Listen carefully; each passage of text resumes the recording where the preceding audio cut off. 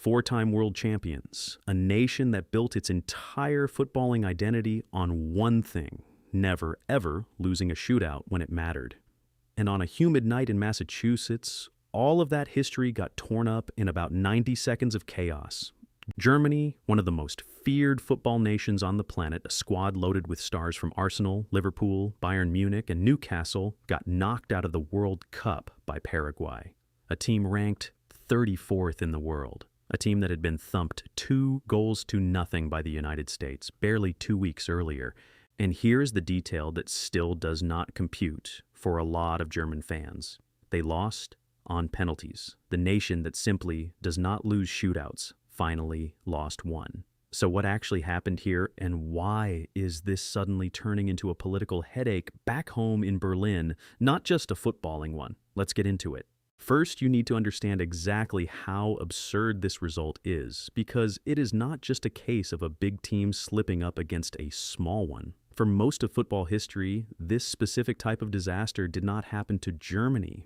Other countries built entire national identities around penalty heartbreak. England is basically famous for it, but Germany was always the executioner, never the victim. Heading into this tournament, the Germans had taken part in several World Cup shootouts and had won every single one of them. They had converted 15 straight penalties in World Cup shootout history, 15 in a row, dating back more than 4 decades, with the last miss coming all the way back in 1982. Losing a shootout at a World Cup was the one bad thing in football that happened to literally everyone else, but never to Germany until Monday night. The match itself started as a total non-event. For the first 40-some minutes, both sides were feeling each other out, and almost nothing happened. Then Paraguay produced the first real moment of quality in the entire game. Germany only half cleared a corner. The ball fell to midfielder Miguel Almiron, who slipped a gorgeous reverse pass into the overlapping runner Matias Galarza. His first-time cross found the head of striker Julio Enciso, and suddenly the underdogs were up 1-0. Here's a stat that sums up the absurdity of that first half. Germany had roughly 78% of possession and did not register a single shot on target. Almost 4/5 of the ball against a team ranked 34th in the world, and they could not even force their goalkeeper into a save. They went into the locker room at halftime losing, having dominated the ball and done nothing meaningful with it. In a lot of ways, that one half of football is the entire story of Germany's tournament in miniature. They did come out with more purpose after the break. About 9 minutes into the second half, a lovely early cross from Liverpool winger Florian Wirtz was flicked home by Arsenal forward Kai Havertz, and Germany were level at 1 apiece. At that point, most seasoned World Cup viewers exhaled and assumed things would go back to normal. The giant had woken up. Surely the winner was coming, and Paraguay would eventually be worn down by superior German quality. Except the winning goal never arrived, and this is exactly where the controversy explodes. Germany actually thought they had scored the winner. In extra time, defender Jonathan Tah powered a header into the net from a corner kick. The go-ahead goal, the one that should have sent Germany through to the round of 16. Then the video assistant referee stepped in. Officials did not like a tangle between German defender Waldemar Anton and Paraguay's goalkeeper Orlando Gil in the build-up to the header, and they flagged it as a foul. The referee, Moroccan official Jalal Jayed, went to the pitch side monitor, reviewed the footage himself, and agreed with the video assistant referee. The goal was wiped off the board, ruled out for what a lot of pundits immediately called an extremely soft foul call, and the German football world absolutely lost it. Even former Liverpool manager Jurgen Klopp, working as a television pundit, came out swinging afterward. His argument was simple and pointed. That exact type of physical jostling at a corner kick gets waved through constantly in the Premier League, including for the very team Havertz plays for, eventual English champions Arsenal. His point was about consistency. What gets allowed every single weekend in England somehow got Germany's winning goal disallowed on the biggest stage in the sport. Whether or not you personally think it was a foul, It is just another entry in this tournament's growing pile of video review decisions where nobody seems totally sure what the actual standard is anymore. And this matters, because we should be fair here. Germany really cannot pin this entirely on the referee, because that disallowed goal only mattered in the first place because Germany could not finish the job themselves in normal play. Paraguay defended like absolute heroes all night. Center backs Jose Canale and Gustavo Gomes headed away everything Germany threw at them, despite giving up several inches in height to the German attackers coming forward on set pieces. Germany piled on cross after cross. Paraguay just kept heading them clear over and over. Even the German coaching staff admitted afterward, somewhat grudgingly, that Paraguay had defended brilliantly, so it went to a shootout, the one arena on the planet where Germany were supposed to be untouchable. Instead, it turned into a horror show for both sides. Havertz, the man who so often delivers in big moments for Arsenal, stepped up first for Germany, and Paraguay's goalkeeper Orlando Gil guessed correctly and saved it. That was Germany's first missed penalty in a World Cup shootout since 1982. 15 consecutive scored penalties, snapped in an instant. The teams traded successful kicks for a while. And then Gil made another huge save, this time denying Newcastle striker Nick Woltemade. That handed Paraguay 2 separate chances to win the tie outright. And in a twist nobody saw coming, Paraguay themselves fumbled both opportunities. Forward Antonio Sanabria dragged his attempt wide of the post, and then German legend Manuel Neuer dove low to his left to deny another Paraguayan effort. Somehow, unbelievably, Germany were still alive. It went to sudden death, and up stepped Jonathan Tah, the same defender whose header had been ruled out earlier in the night, now facing the single biggest kick of his career. He blasted it high over the crossbar and into the stands. That left Jose Canale with the opportunity to send Germany home for good. He stepped up and smashed it into the top corner. Game over. Paraguay, ranked 34th in the world, fresh off getting embarrassed by the United States roughly 2 weeks earlier, had just knocked 4-time world champions Germany out of the World Cup on penalties. So what is actually going on here? Because the honest answer is bigger and a lot more uncomfortable for German football than one bad refereeing call or one rough night. The uncomfortable truth is that Germany simply are not the giants they used to be. Not even close. Here is the brutal context nobody in Germany wants to hear right now. Back in 2014, when Germany won the World Cup and famously demolished Brazil 7 goals to 1 along the way, they were the undisputed #1 footballing nation on the planet. They had finished on the podium more times than any other country in World Cup history. They were the gold standard everyone else measured themselves against. Since that magical summer, it has been a slow-motion collapse. They went out in the group stage in 2018. They went out in the group stage again in 2022. And now in 2026, they have gone out in the round of 32. 3 straight tournament humiliations in a row. Head coach Julian Nagelsmann said it out loud himself afterward, with what reporters described as a 1,000-yard stare.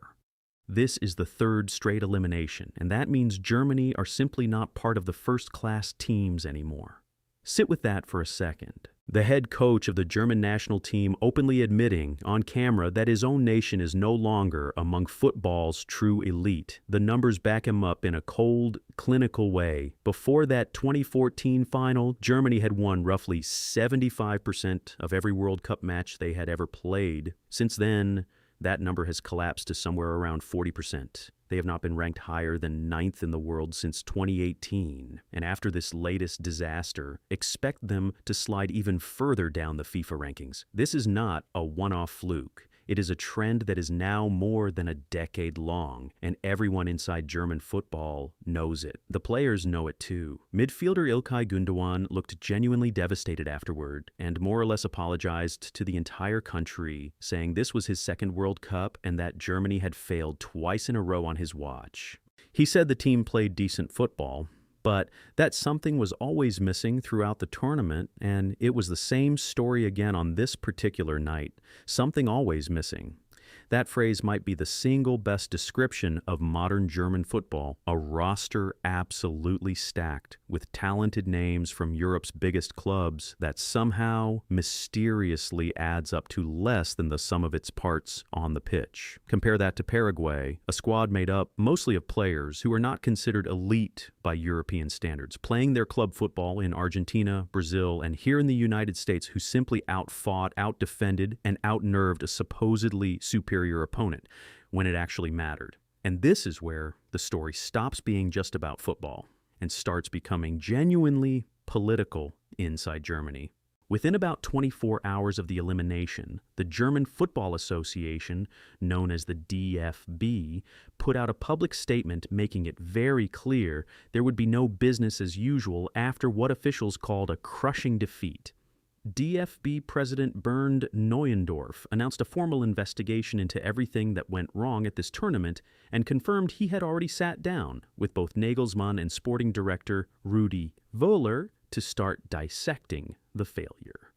Neuendorf stopped short of publicly backing his own head coach, which in the world of national federations is usually read as a very loud silence. Notably, Nagelsmann's predecessor, Hansi Flick, had already become the first Germany coach in history to be fired mid-tenure, so there is now real institutional precedent and real institutional appetite for making a change at the top if results stay this poor. Nagelsmann himself, for his part, says he has zero intention of walking away voluntarily. Speaking to German broadcaster ZDF right after the match, he said he is not someone who runs from a difficult moment and that he remains available to continue if the federation wants him. He pointed out that he already knows how this industry works and that plenty of people will be calling for his head, but that the decision ultimately rests with the DFB rather than with him personally. He revealed that federation officials had already spoken with him in the immediate aftermath, describing the tone as supportive rather than reactionary, though he acknowledged nobody was about to hand him a contract extension minutes after such a painful loss. His current deal technically runs through the next European Championship, but that piece of paper suddenly looks a lot less secure than it did a week ago.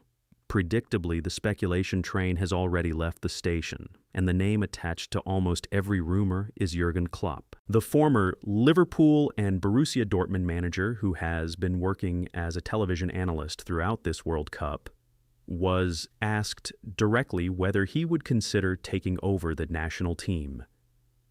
He shut the question down fairly firmly, saying it was simply not the right moment to be having that conversation, especially given that he understands exactly how it feels to watch a big dream collapse as a coach. He said he understood why his name kept coming up whenever the German job is mentioned, given his stature in the sport, but insisted he had not personally given the position any real thought. Still, the fact that a manager of Klopp's caliber is even being floated publicly within a day of the elimination tells you everything about how shaky Nagelsmann's position has quietly become. Legendary former Germany international Lothar Matthäus, part of the country's 1990 World Cup winning squad, went further than most, publicly saying the federation should not continue with Nagelsmann at all and criticizing what he called a lack of tactical imagination in how the team approached the tournament. Meanwhile, sporting director Völler offered only a fairly lukewarm endorsement, calling Nagelsmann a good coach and a fighter, while carefully stressing that the final call is not his alone to make. All of this is playing out against a backdrop of a country that is genuinely, seriously asking itself whether the entire development pipeline behind the national team needs to be rebuilt from scratch. Not just whether one coach should keep his job. Zoom out even further, and this World Cup is turning into a full-scale changing of the guard at the international level. Uruguay went out in the group stage before the knockout rounds even began. The Netherlands were eliminated on the very same night as Germany in an equally shocking upset. And now, a four-time champion has been sent home by a team almost nobody outside South America had even heard of a month ago. The old hierarchy of world football is visibly cracking in real time, and no nation is feeling that crack more painfully right now than Germany, a country that spent decades being the team everyone else feared, now reduced to this tournament's cautionary tale. Paraguay, meanwhile, gets to enjoy every second of it. Their reward for the biggest win in the program's World Cup history is a round of 16 matchup against the winner of France against Sweden, a game that was played 2 days later in New Jersey. That meeting is scheduled for Saturday, July the 4th at Lincoln Financial Field in Philadelphia, the regular home of the NFL's Philadelphia Eagles. Given that France advanced comfortably behind a 2-goal performance from Captain Kylian Mbappé, Paraguay will go into that round of 16 tie as significant underdogs once again. After what just happened in Foxborough, though, you would be forgiven for thinking twice before writing them off completely. So was this a robbery courtesy of Video Review, or did Germany simply prove in the most painful way possible that they are no longer one of the elite programs in world football? Both things can be true at once, honestly. The disallowed goal was genuinely soft and reasonable people can be furious about it. But a truly elite team does not need a disputed corner kick goal to beat a side-ranked 34th in the world when they are holding 78% of the ball. The scoreline says shootout heartbreak. The bigger story says something much harder for German football to admit. The giant has not just stumbled once. It has been shrinking for 12 straight years, and the political fallout inside the DFB over the next few weeks may end up being just as dramatic as anything that happened on the pitch in Foxborough. There is also a deeper political layer to this that goes beyond just one coach's job security. Germany's federal government has, in recent years, poured significant public money into grassroots football infrastructure, specifically to try to reverse this decline. And this latest failure is already being framed by German commentators as proof that money alone cannot fix a structural problem. Sports ministers and regional football officials in Germany have spent the last 2 days fielding questions about whether the entire youth academy pipeline, once considered the gold standard in world football after the reforms that followed the disastrous Euro 2000 campaign, has quietly gone stale. That earlier reform, ironically, is exactly what produced the golden generation that won it all in 2014. The uncomfortable question now being asked in German newspapers is whether that system has simply not been updated for a new generation of opponents who defend deeper, press smarter, and no longer fear the German shirt the way they once did. There is an interesting subplot here, too, involving the political relationship between football and national identity in Germany specifically.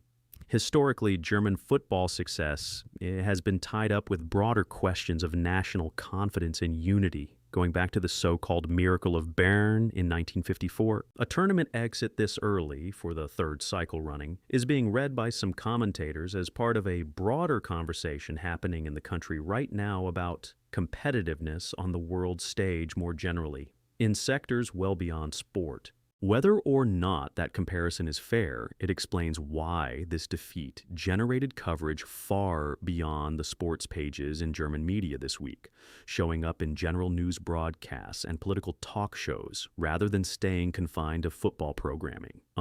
As for what happens next on the coaching front, sources close to the federation suggest a final decision on Nagelsmann's future is unlikely to be rushed. The DFB's supervisory board is expected to meet in the coming weeks once the initial shock has worn off, to review the investigation findings and decide whether to stick with the current setup through the next European Championship cycle or make a change. Some reports out of Germany this week suggest that several senior players privately backed Nagelsmann in conversations with federation officials immediately after the game, arguing that the tactical setup was not the core issue and that a lack of composure in the final third was the real culprit. Other voices within German football, including some former players turned pundits, have pushed back hard on that reading, arguing that a team with this much individual talent should never be held to a standstill by a side with a fraction of its transfer market value, regardless of how well that side defends on a given night. Meanwhile, the ripple effects of this result are already being felt elsewhere in the bracket. Broadcasters in the United States reported a notable spike in viewership for the later stages of the Germany match once the shootout drama began, with American audiences drawn in partly because of the earlier United States win over Paraguay just weeks before, which suddenly looked a lot more impressive in hindsight. That earlier result between the co-hosts and Paraguay is now being re-examined by American sports media as an early warning sign that Paraguay's compact, disciplined style could cause problems for bigger, more possession-heavy opponents. Some American commentators have gone so far as to suggest that the United States men's national team deserves more credit for that earlier win than it received at the time, given what Paraguay just did to a four-time world champion less than a month later. There is also a broader tournament-wide narrative developing that this World Cup, expanded for the first time to 48 teams, is producing more unpredictable results than the traditional 32-team format ever did. With more lower-ranked nations qualifying directly and gaining valuable tournament experience along the way, some analysts argue the gap between traditional powers and so-called smaller footballing nations is narrowing faster than expected. Germany's exit, paired with the Netherlands going out on the exact same night, is being cited repeatedly this week as the clearest evidence yet that the expanded format is genuinely leveling the playing field rather than simply diluting the quality of the later rounds, as some critics predicted before the tournament began. For Paraguay, the achievement is being treated as a genuinely historic moment back home, with reports of spontaneous celebrations breaking out in Asunción once the final penalty went in. This is comfortably the country's best World Cup result in decades, and local media have already started drawing comparisons to the country's run to the round of 16 back in 2010, when Paraguay reached the quarterfinals for the first and only time in its history. Manager and squad have both been careful in post-match interviews not to get ahead of themselves, repeatedly stressing that the France or Sweden test on the 4th of July will be an entirely different kind of challenge, against opposition with considerably more individual firepower up front than Germany was able to generate on the night. Back in Germany, the mood heading into the rest of the summer is described by most reporters on the ground as somewhere between numb and furious, with very little appetite for patience after 3 consecutive early exits. Whatever the DFB ultimately decides about Nagelsmann's future, the broader conversation about what German football actually is right now, 4-time champion or fading power, is not going away anytime soon. For a country that spent generations defining itself partly through footballing excellence, that is a genuinely uncomfortable place to sit, and it explains why a single round of 32 match in Foxborough has managed to dominate German headlines for 2 straight days running.